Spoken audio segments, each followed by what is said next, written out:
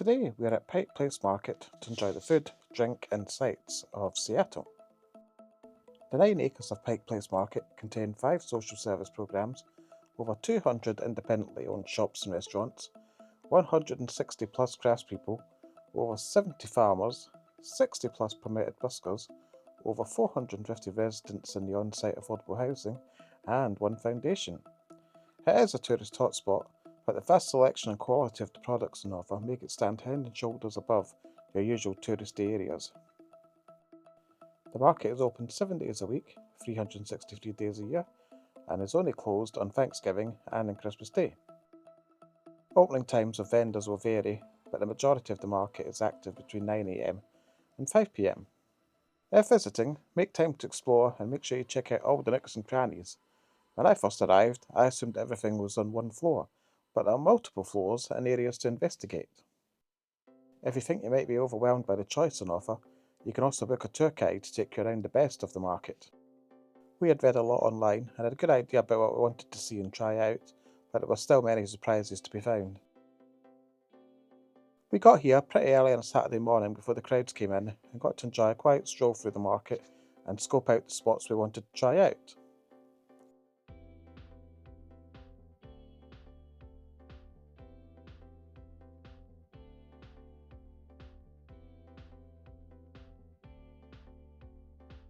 Behind the market, you can get great views of Elliott Bay, and this looked like it would be a nice place to chow out, away from the hustle and bustle when the market is busy. I know that Seattle doesn't get too much sun, but I imagine this place looks even better on a clear sunny day.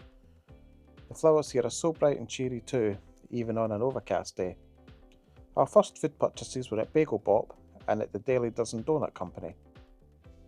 There was a little standing area in between the stalls that had views of the market entrance, and you could enjoy your food while being watched by posters of Art the Clown. I thought the bagels were absolutely delicious and would have been happy eating these every day of the trip. They were well worth the hype.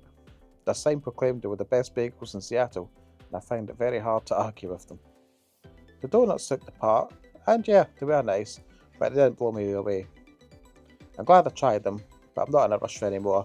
It's maybe a good thing, easier to have them in moderation. Next I went for a wander about and found these tiles with names on.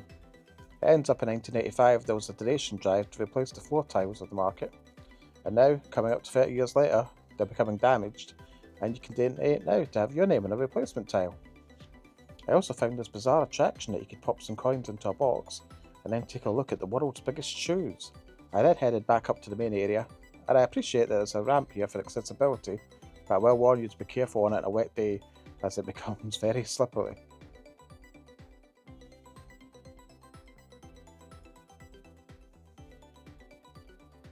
There wasn't any of the famous fish throwing going on when I reached the top, and it was now time to cross the street and explore more stores and try more food. We got to Beacher's just as it opened and got some of their famous macaroni and cheese. Now, I am not the biggest fan of macaroni and cheese. I usually find it incredibly bland and need a whole dollop of hot sauce to make it palatable. This, however, was on another level. This was absolutely delicious, and I could eat a whole lot more without needing any extra sauces.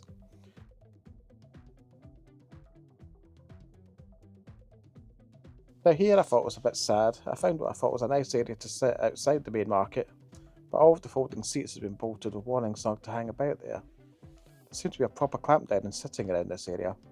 We've visited a few cities in America, and on the face of it, Seattle may have had the largest homeless population, or the largest visible, which is a real shame, and it's in sharp contrast to the amount of wealth being displayed with the likes of Microsoft and Amazon being based in the area. This city may have had the most visible disparity between the haves and the have-nots, even compared to San Francisco, though admittedly it's been a while since I've been there. My guess is the seating is off limits to prevent the homeless congregating, but it could be as innocent as trying to keep people out of the way of traffic. Now, as we head down the street, we'll start to see a queue. Now, it's still pretty early in the morning, so what could all these people be in line for? Is it something that's brand new, something unique, something exciting you can't get anywhere else? Well, it's for Starbucks coffee.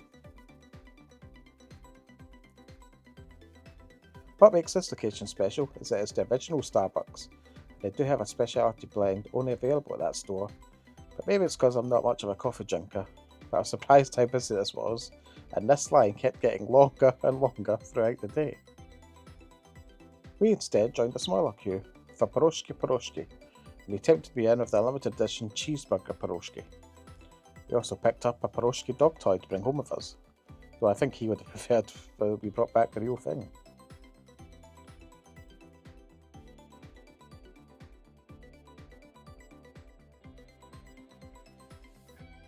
Like beaches, it was pretty cool to walk along and see the staff prepping the food through the window. Now these shops are tiny with no seating areas, and there's limited seating options outside at the front. We found this quiet courtyard out the back to enjoy the pierogies. I thought the cheeseburger pierogi was delicious, and I'm glad I saw the poster I was originally going to skip this store. It gets amazing reviews, but the standard menu just wasn't drawing me in. Now, to most of you, you'll see that menu and you'll think it sounds great, and you would be put off by the cheeseburger one, so I guess that means I'm not normal. Now we needed a little walk after that, and we visited the purple store, where everything on sale is, well, you guessed it, purple. I'll let the footage speak for itself, but the store would also store luggage for people, and this seemed a really popular option, especially with so many hotels having very early checkouts, and also pretty late check-ins, with 4 PM being the standard at the hotels I saw. In our next video, we're heading from downtown Seattle to the quaint town of Twin Peaks, where I hear the coffee is even better than the original Starbucks. Thanks for watching, we'll catch up soon.